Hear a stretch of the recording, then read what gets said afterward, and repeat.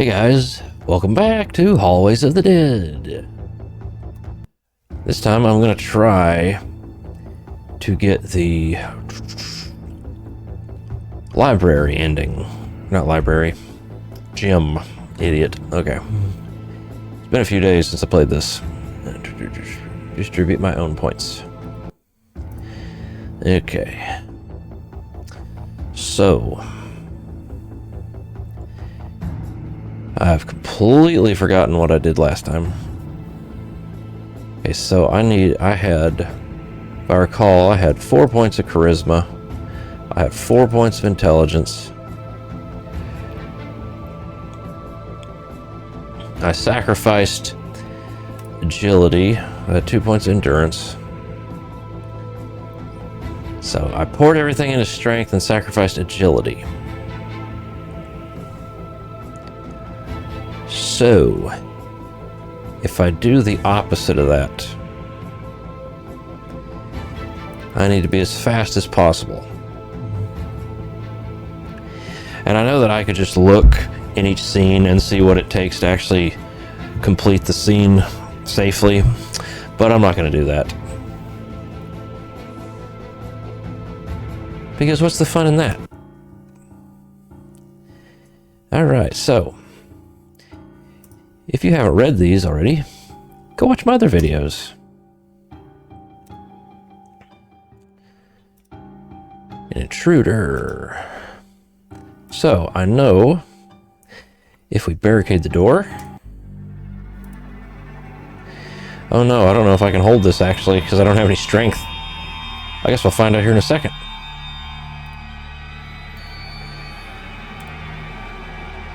Okay.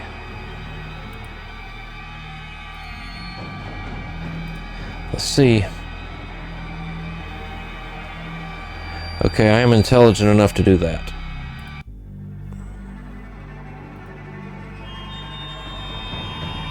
Alright, search the room for supplies. Alright, I find bandages. Alright, and the water bottle. Now we're going to go out in the hall.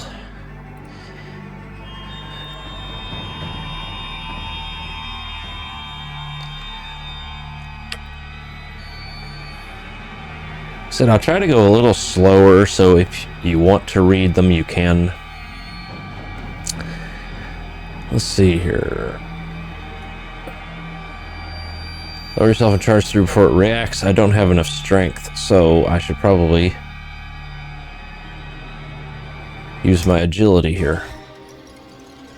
The hallway is blocked by a staggering corpse, its pale arm sweeping blindly through the air as it lurches towards her. Each groan rattles the silence, each dragging step pulling tighter the knot in Yume's chest. She steadies her breathing, watching the uneven rhythm of its movements, the sway of its shoulders, the delayed swing of its arms. Timing will be everything. Excuse me. When the corpse lunges, Yume darts sideways, slipping past the reach of its grasp. The stench of decay burns her throat as she ducks low, her shoulders nearly brushing its torn uniform. Its claws slice the air just inches from her face, but she twists sharply and slides past, her feet barely whispering against the floor. She bursts clear on the other side, her heart hammering, every nerve alive with adrenaline. The corpse staggers, spinning clumsily to follow, but she's already gone, light on her feet, leaving behind only the echo of hurried steps in the corridor. The path ahead is hers, untouched and unscathed. Alright, nurse's office. Righty, so we got to learn about the secret passage here. So whisper a greeting.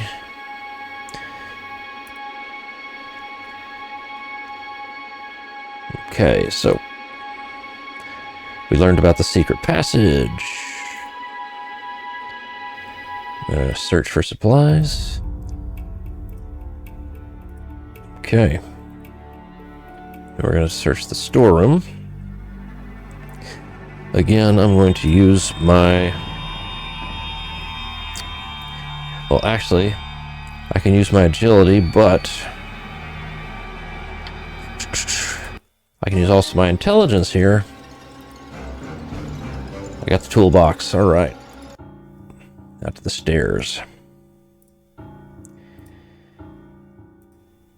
Okay. Now we're going to go to the roof.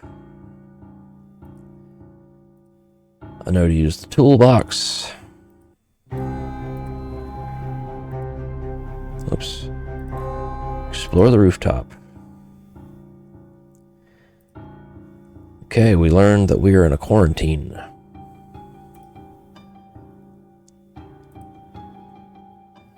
Okay.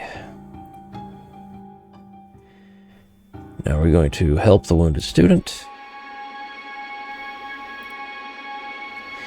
Alright, we got the gym key.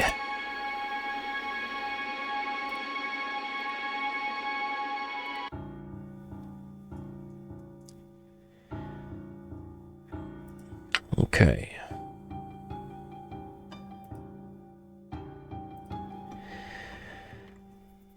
Alright, right here I'm going to save. Let's see.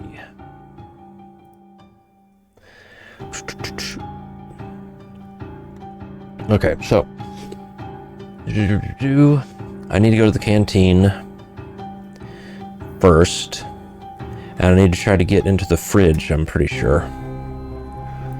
Okay, so we need to check the pantry. We get the lighter. Okay. Now, we need to check the larder. Cat food, Dry, dense. Yumei darts to the larder shelves, her breath ragged, hands sweeping frantically through half-open boxes and toppled cartons. Cardboard scrapes her fingers, loose packaging crunches under her grip, but nothing jumps out at her. Nothing useful, nothing that can help. Then her eyes lock on a dusty can shoved between a toppled cereal box. She yanks it free, her stomach sinking as she reads the label. Cat food. Dry, dense, kind of pathetic, but still calories, still fuel. Without thinking, she crams it in her pack, fingers twitching as another blow thunders from behind. Closer now. The barricade shrieks, wood splintering, bolts screech. The door hammers outward again and again, moans leaking through the seams, fingernails clawing for purchase. Yumei's chest tightens, seconds left. Maybe less. Ooh. Huh, maybe it was intelligence, because I didn't find that last time, but I did search the larder. Don't know. Or it could have been agility. So, well, let's check the kitchen fridge while I'm here.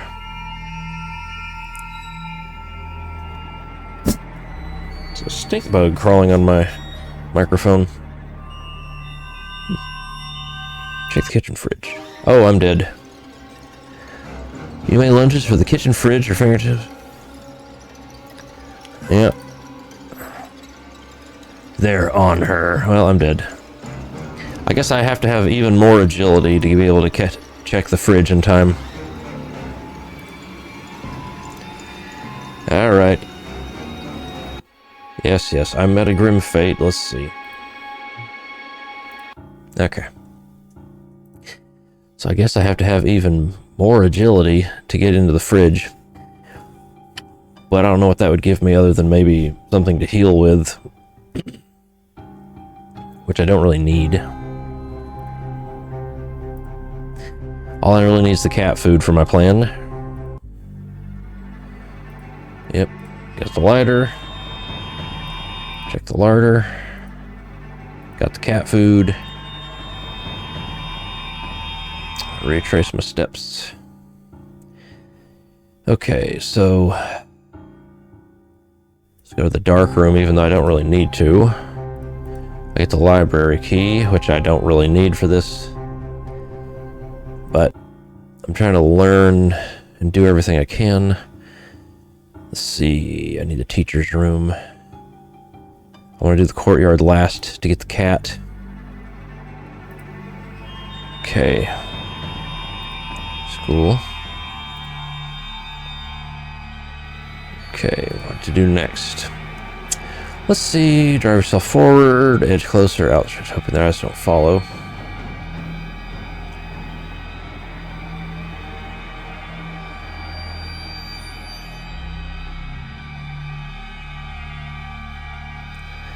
Hmm.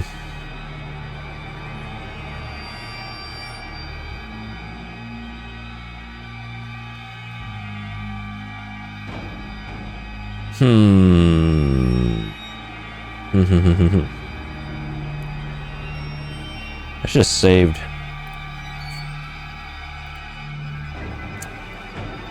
Okay. I don't want to use my... Don't want to use my Molotov just yet. See if that works. Yume flattens herself against the door frame, breath caught in her throat as the four corpses drag themselves forward. Every staggered shuffle, every guttural rasp seems to grind against her nerves like nails on glass, but she doesn't move, not yet. She studies their lurching rhythm, the way their broken limbs carry them forward in jagged, clumsy patterns. Her chest burns with the effort of staying still, of waiting for the narrowest seam of silence. And then she moves. Her shoes whisper across the blood-smeared tiles, each step measured, deliberate, as though she is balancing on a thread strung over an abyss. One zombie turns its milky gaze her way, its jaw working on wet clack, but its ruined neck jerks it sideways before it can focus. Yume slides past, ducking low, every muscle screaming not to stumble, not to breathe. The desk is only an arm's length away now. Excuse me. She stretches out with trembling fingers, the faintest scraps of metal, as her hand closes around the cold ring of keys.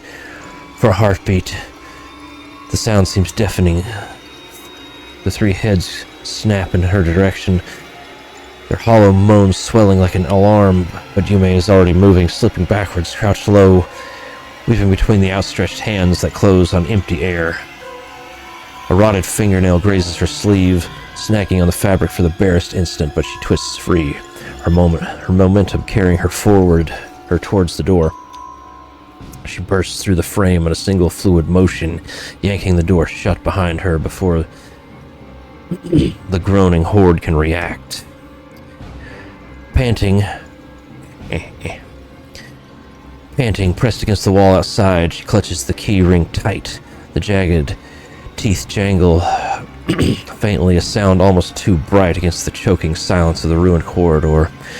She has them, the keys to the school, the chance to move freely, but the memory of how close those gray fingers came still thrums in her blood, a reminder that her life now balances on nothing but precision, reflex, and the thinnest margin of luck. We got the key ring. Okay. So, let's go to the science lab. I don't even really need to go to the principal's office, honestly. Go to the science lab. Okay. Let's see, we open the door with the keys. Okay, the blood. Okay, then let's see here. Inspect the laboratory. Okay, so we learned about the thing's origins. Alright, then we got the vaccine. Alright, now let's save. Because what we got to do next, I don't know where the story's going to branch. So we're going to go to the courtyard. We are going to get the cat. Try to lure the zombie away.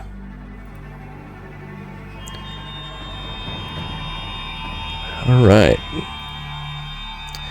Let's try to save Pudding this time. Aww.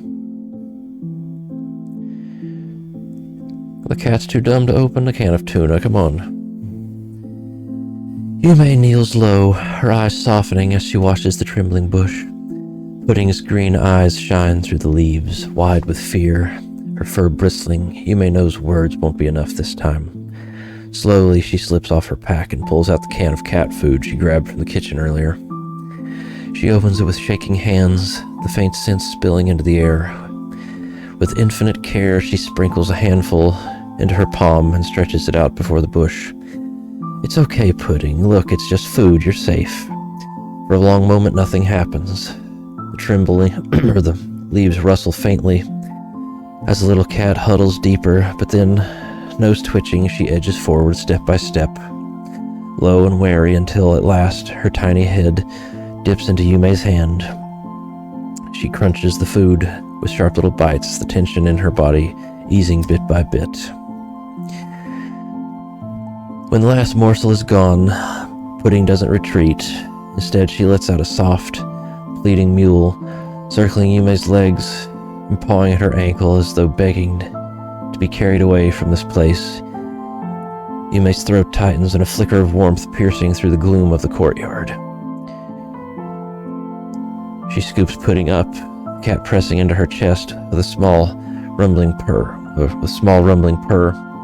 Yume smiles faintly despite the blood, the corpses, the ruins surrounding them.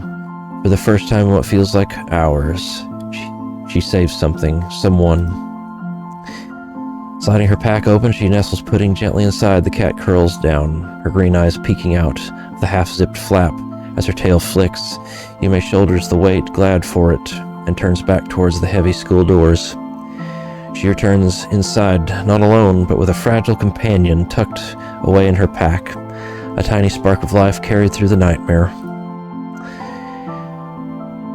Oh, Pudding,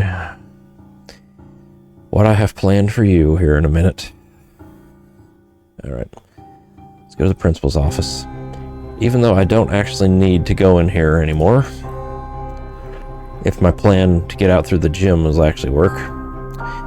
Okay, open the door with the keys. Okie dokie.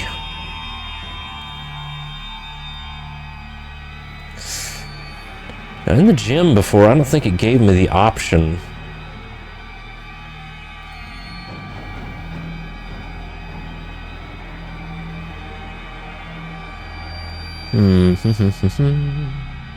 Trusting speed over caution. Make cover. Lock eyes on it. Waiting for reason. Alright, I'm gonna save right here. Because I'm gonna try not to use my weapon this time. Let's see if I can get through speed. Yume steadies breath, forcing Panic down into focus. The thing that was once her principal writhes and babbles, its many eyes darting erratically, tentacles slapping across the ruined office. If she can anticipate its movements rather than react to them, she might survive. She studies the rhythm of its strikes, the twitch before lash, the pause before lunges, and then she moves. Her body slips to motion, weaving through the chaos. The dancer's precision, each step is calculated, her agility carrying her just ahead of the thrashing limbs. A tentacle crashes down where she stood, a heartbeat before, splintering the wood of a toppled cabinet. Yume rolls to the side, slides beneath another strike, and angles herself towards the desk. Keys glint in the dim light, half sunken in bloodied papers. Timing everything to the creature's blind spot, she surges forward, snatches the keys, and pivots hard. The monster roars, dozens of mouths shrieking in discord. But she is already moving, slipping through gaps, dodging blind, swiping limbs with instinct sharpened by desperation. She bursts into the hallway, slams the heavy door shut, and twists the lock with trembling hands. The frame quakes as the creature hurls its mass against it, muffled babbles and inhuman shrieks vibrating through the wood. Yume stumbles back, clutching the keys in her fist. Against the odds, she outmaneuvered the nightmare. For now, the principal is trapped, and she holds the only way to escape the school. Retrace your steps. Alright. Now, this is going to go one of two ways. I can either get out through the gym, or I'm going to have to go to the classroom and do the whole student council thing anyway. So, let's save one more time. And let's try the gym. I can't do anything in the restrooms other than heal if I have the items I already used on the girl on the roof. Alright.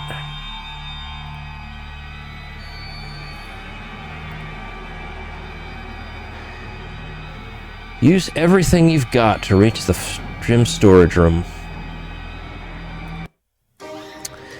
Yumi's breath catches as she darts across the gym floor. The horde stirs at once, arms jerking towards her, jaws snapping with wet hunger.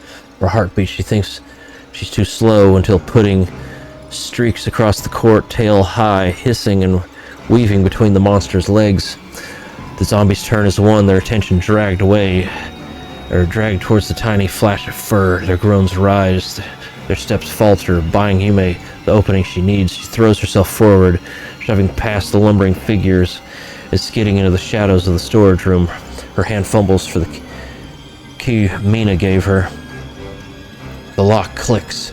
Yume steps inside, slamming the door behind her, her chest heaving. The heavy smell of dust and mold hangs thick in the air. The room is cluttered with stacked mats, broken nets, and rusting sports gear. At first glance, it looks like nothing more than a neglected storeroom.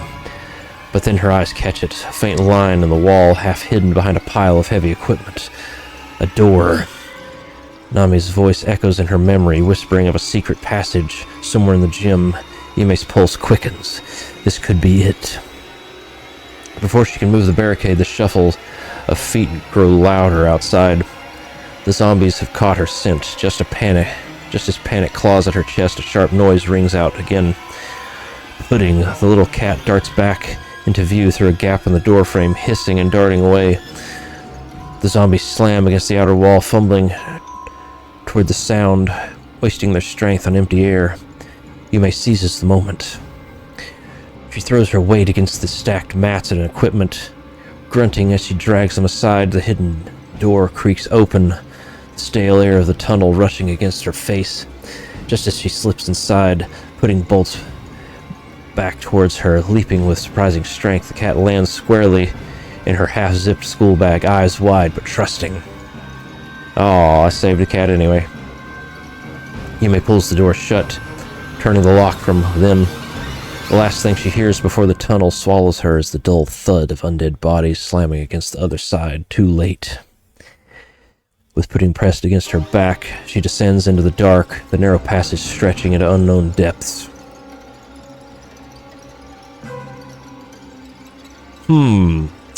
That's a strange choice there.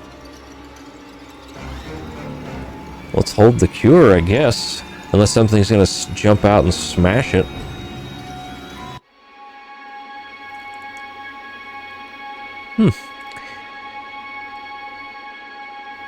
The tunnel stretches endlessly. The air stale and suffocating. Yume walks with only the glow of her mobile phone. Its weak light pushing back the dark by a few trembling steps at a time. Each footfall echoes against the damp stone. Pudding's faint weight shifting inside her bag as the cat curls tighter against her back. At last, her legs give out. She slumps against the wall, sliding down until the cold stone presses against her spine. Her phone light flickers weakly, closing her eyes. She lets the darkness take her, Pudding's soft purring the only comfort in the suffocating silence. Dreams consume her. She sees shredded corpses spilling across the floor, rivers of blood soaking into the cracks, faceless bodies writhing in heaps of rot. A chorus of gnawing teeth and gurgling moans surrounds her, pulling her deeper into the nightmare. She wakes with a sharp gasp, Pudding mules softly from the bag, but Yume cannot answer. The sound of her own coughing drowns it out. Blood splatters against her sleeve. A burning ache spreads through her veins. Her skin prickles, and she feels her body begin to rot from the inside out. The pain is unbearable. Her nails blacken, her vision clouds, and her breath comes out in broken gasps. The transformation has begun until her trembling fingers brush the briefcase at her side. I guess if I didn't get the cure and I escaped anyway, that would have been my ending. With last of her strength, she pulls out one of Professor Emmett's syringes. The cat's frightened cry echoes in the tunnel as Yume drives the cure into her arm. For a moment, she thinks it's too late, but slowly, the agony halts. The decay recedes. Her lungs clear. She collapses, drenched in sweat, clutching the briefcase as Pudding presses against her. Tiny warmth grounding her in the nightmare. Hours later, she rises again, carrying Pudding close. The tunnel ends at a reinforced door. Mina's key slides into the lock, turning with a heavy click. Yume pushes it open. Night greets her. The world outside is not the salvation she hoped for. Floodlights blaze against the perimeter of the school, army trucks forming an iron barricade, soldiers stand guard, rifles fixed on the burning ruins. Beyond them, the village is already aflame, smoke twisting into the starless night, or starless sky. Sorry, my eyes are getting a little blurry from staring at the screen. The infection has spread. Yume tightens her hold on the briefcase. She survived, but survival is no longer enough. The cure is the only fragile thread left between humanity and extinction. She walks into the night away from the school, the cat's green eyes glinting against the glow of the fires. Whatever comes next, she is no longer a trapped schoolgirl. She is the world's last chance. Ending number 4, The Great Escape. All right. Well, I don't know what else I got. I don't think there's any more endings I could have gotten that weren't just like a bad ending, so I think that's gonna be it for me. If you guys want to try to get all the endings, and, knock yourselves out, I'll link it in the description again. But that was Always of the Dead. Good game. I love text games like this. I played a few good ones over the years. This was really good. And I like that there's so many endings and so many possible things, because I really had to work for some of these endings. But I'll see you next time. Bye-bye.